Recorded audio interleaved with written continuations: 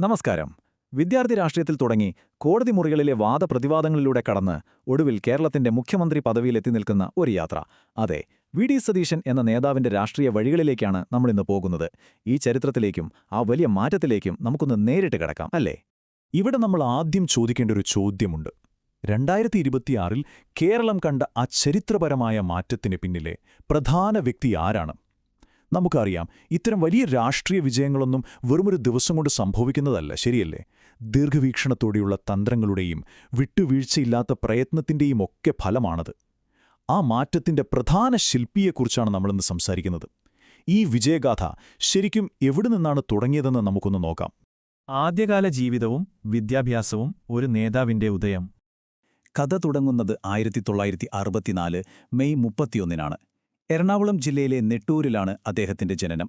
പിന്നീട് KSU എന്ന വിദ്യാർത്ഥി പ്രസ്ഥാനത്തിലൂടെയാണ് സതീശൻ രാഷ്ട്രീയത്തിലേക്ക് വരുന്നത്. വെറുമൊരു പ്രവർത്തകനിൽ നിന്നും MG സർവകലാശാല യൂണിയൻ ചെയർമാൻ സ്ഥാനത്തേക്ക് അദ്ദേഹം വളർന്നു. ഈയൊരു ക്യാമ്പസ് പൊളിറ്റിക്സ് നൽകിയ സ്ട്രോങ് ആയ അടിത്തറയിലാണ് 2001-ൽ പറവൂർ മണ്ഡലത്തിൽ നിന്നും അദ്ദേഹം തന്റെ ആദ്യത്തെ വലിയ നിയമസഭാ വിജയം നേടിയെടുക്കുന്നത്. ഇതൊരു തുടക്കം മാത്രമായിരുന്നു. രാഷ്ട്രീയത്തിന് പുറമെ അദ്ദേഹത്തിന് വളരെ സ്ട്രോങ് ആയ മറ്റൊരു ബാക്ക്ഗ്രൗണ്ട് കൂടിയുണ്ട്.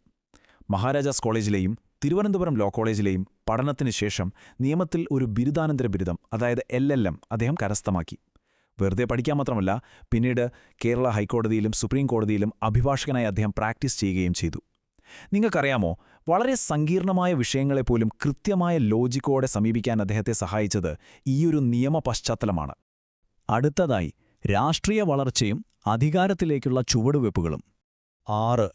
ഇതൊരു ചെറിയ നമ്പറല്ല കേട്ടോ. 2001-ൽ പറവൂർ മണ്ഡലത്തിൽ നിന്നും ആദ്യമായി നിയമസഭയിലെത്തിയ വി.ഡി. സതീശൻ പിന്നീട് തുടർച്ചയായി 6 തവണയാണ് അതേ മണ്ഡലത്തിൽ നിന്ന് വിജയിച്ചത്. ഒന്ന് ആലോചിച്ചു നോക്കൂ, 2 പതിറ്റാണ്ടിലേറെയായി ഒരു മണ്ഡലത്തിലെ ജനങ്ങൾ ഒരേ വ്യക്തിയിൽ അർപ്പിക്കുന്ന വിശ്വാസം, അത് ശരിക്കും വലിയൊരു കാര്യം തന്നെയാണ്.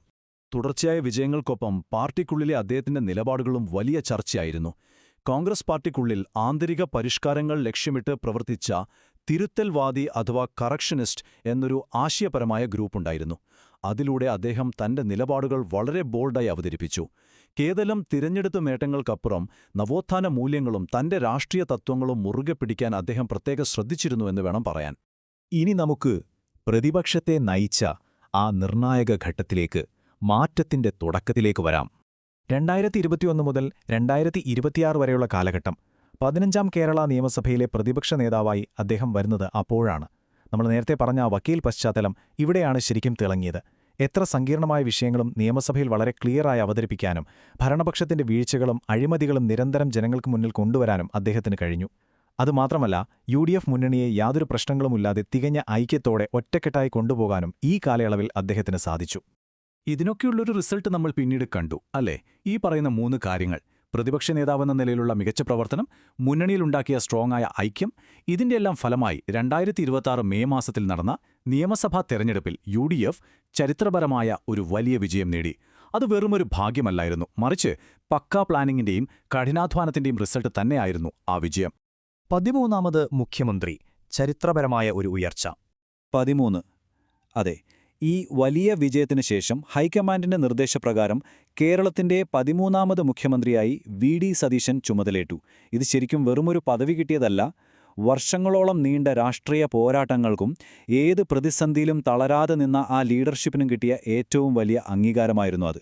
ഇതൊരു വലിയ ചരിത്രത്തിന്റെ ഭാഗം കൂടിയാണ്. എങ്ങനെയാണെന്നല്ലേ? കേരള ചരിത്രത്തിൽ മുഖ്യമന്ത്രി പദവിയിലെത്തുന്ന 5ാമത്തെ കോൺഗ്രസ് നേതാവാണ് വി.ഡി. സതീശൻ. നോക്കൂ, R Shankar, K Karunakaran, AK Antony, Oommen Chandy, ഈ അതികായന്മാർ ഇരുന്ന കസേരയിലേക്കാണ് അദ്ദേഹം ഇപ്പോൾ കടന്നു വന്നിരിക്കുന്നത്. ആ വലിയൊരു പൈതൃകത്തിന്റെ തുടർച്ചയാണ് ഈയൊരു മാറ്റം നമുക്ക് കാണിച്ചു തരുന്നത്.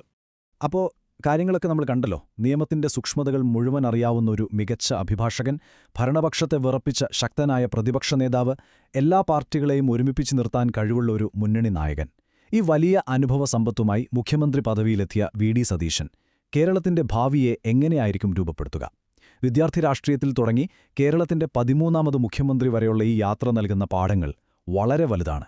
ഈ സുപ്രധാനമായ ചോദ്യം നിങ്ങൾക്ക് മുന്നിൽ വെച്ചുകൊണ്ട് ഇന്നത്തെ ഈ വിശകലനം നമ്മൾ അവസാനിപ്പിക്കുകയാണ്. Thank you.